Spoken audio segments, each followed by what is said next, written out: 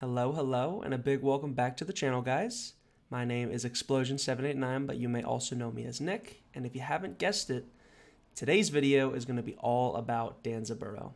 And this will go down as my first god guide out of all 123 gods, soon to be Maui. And these god guide videos are created with the sole purpose of giving you guys the inside and outs about how to play the god to its fullest potential.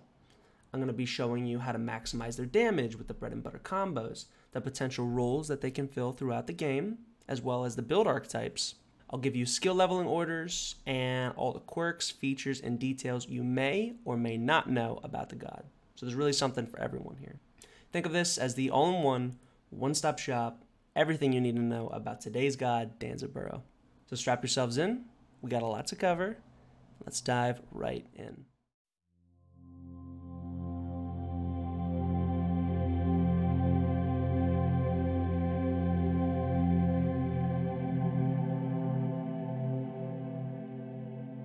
So, who is Danzaburo?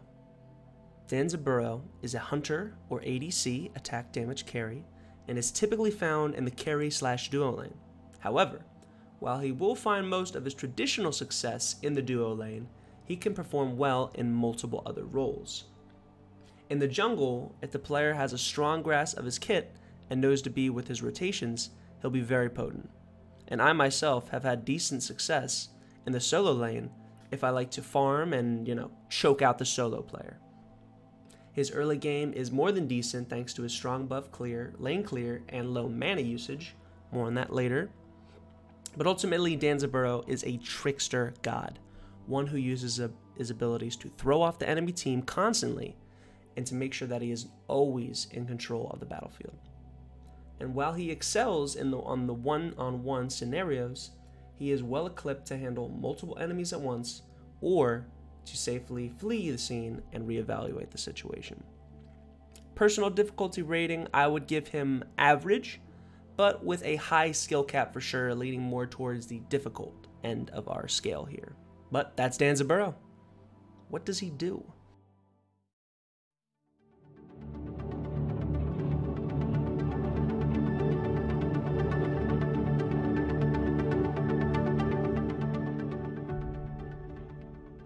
Danzaburo's passive is called Dubious Savings, and for the console players, it's actually not stated in the tooltip the bonus gold he'll receive. So I want to tell you guys it is as follows. For rank 1, he'll get 180 gold. Next, he'll get 265. Third, he'll get 350. And for the fourth and final patch, he will get 500 gold. And this is game changes for him as he goes throughout the game. Each pouch is important to note that he will gain a permanent 6 physical power buffs, so 6 times 4, 24 when he's all done saving. That's a decent amount of power for a passive, in addition to the gold that he gets. His 1 shoots out 3 bags, and they do initial damage as well as explode towards the end. They will travel through minions, and they will only stop once they have hit an enemy god. It is important to note that this also intoxicates enemy gods, making it great for turning on people or initiating in fights. After you have connected with a bag, a coin will appear, and depending on how many bags connected, you can pick up each additional coin for 9 gold. His 2 is a quick damage circle, which progressively slows all within and potentially taunts them for 1 second if they've been in for longer than 2 seconds. It also deals 40% increased damage to jungle buffs, making it a great cure for the early and late game. His 3 has got to be his best ability by far. You cast a circle which instantly grants you haste whilst within it, makes you immune to slows. You take 20% less basic attack damage while you're inside the circle. You have no strafing penalty in any direction, and once leaving the circle, you are granted slight immunity frames and become one of 8 leaves that you can use as decoys to run away with increased movement speed. You are untargetable by towers and objectives for this duration, so this is the ultimate tower diving ability. To get in, to get out, to trick the enemies, and all the above. Finally, for Danz's ultimate, he summons a rocket, one with 2 options. The first one is to lock the rocket onto your opponent, and it will heat seek them out like a missile, and hit them automatically, stunning them in place and doing damage in its radius. The second option, you can become the rocket. Why fire the rocket when you can become the rocket? Here you can control it manually until impact or until the fuse runs out. It's great for getting away and distancing yourself from the enemy team or engaging, but more on that later. How do you level Danzaburo? It's a good question, but I would say the leveling order is you're going to start with your 1 at level 1 for buff and minion clear, as this is your best option. For level 2, you're going to level your 2. It's going to be good for brawling potential and additional clear. Personally, for level 3, I like to throw another point into his 1. It just kind of maximizes the damage he can do early game with the wave as well as boxing people. Level 4, you're going to grab his 3 for maneuvering the map, potential skirmishes, or tower diving and more. And then, of course, for level 5, you're going to grab his rocket ultimate, of course. As you continue to level, I'd like to put points into his 1, then his 2, then his ultimate, and then his 3. And his 3 is very important, but it's not something that you need to potentially max out early in the game because it doesn't do more damage and it just gives you more movement speed once you leave the circle. But this is the best way to level Danzaburo up for sure, to have the best possible success.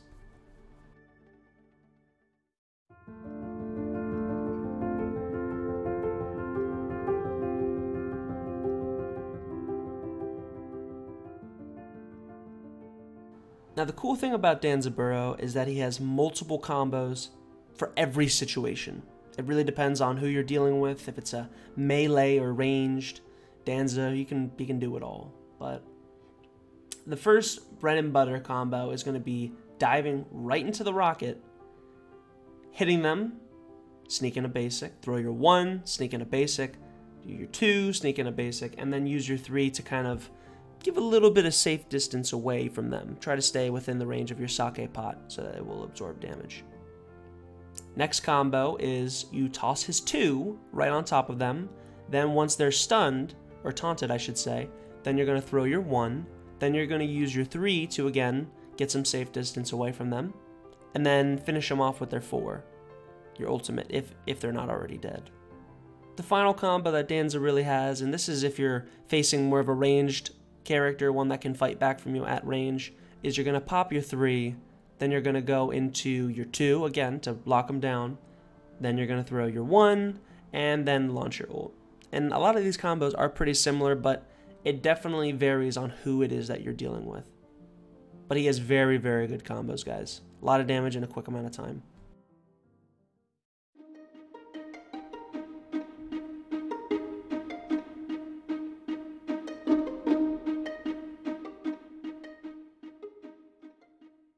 Here we go, let's get right into the tips and tricks. This is what you guys have been waiting for.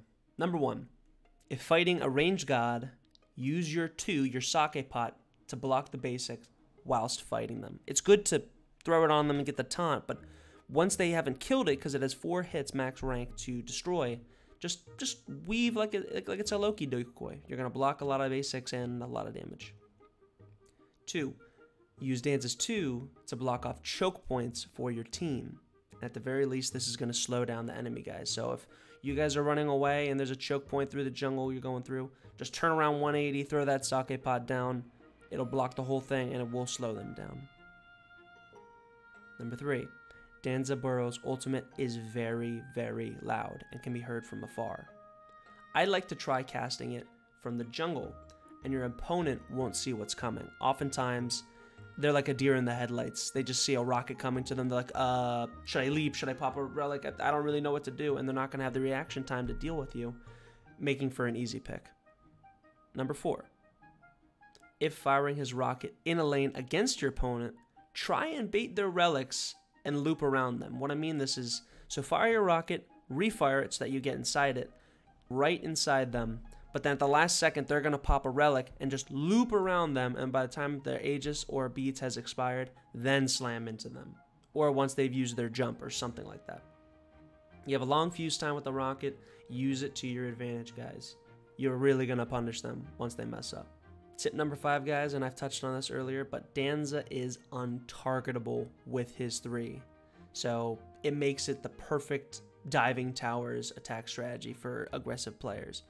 You can leave off with somebody, go off to the right, and then go right under their nose while they're backing. They're almost back, boom, blow them up just like that. They're never going to see it coming. Or if they feel like they're safe behind their tower, go through their tower.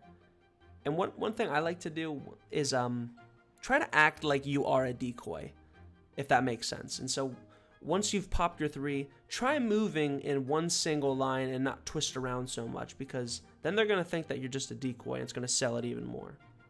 But the 6th and final tip I have for you guys today, and I know a lot of them have been with his 3, but when you use his 3, the most unpredictable thing to do when you're running away from people is to turn around, do a 180, and run right through the enemy gods.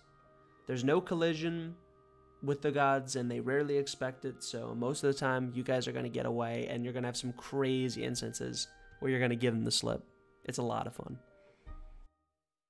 Well, that certainly was a deep dive into Danza, don't you think? I hope all of you have learned something today that you may not have already known, and can use this information to go out and dominate the queues. If you've made it this far, thank you so much for watching. I put a great deal of time and effort into these God Guide videos, and it really means a lot. Now, if you have a friend who could use this video, please share, and always feel free to come on back and brush up on our favorite magical raccoon dog. Please drop a like if you liked it, and drop a dislike if you didn't. And as always, let me know what you thought in the comments down below. I'd love to hear what you have to say. This has been Explosion789, and I'll see you all on the battleground.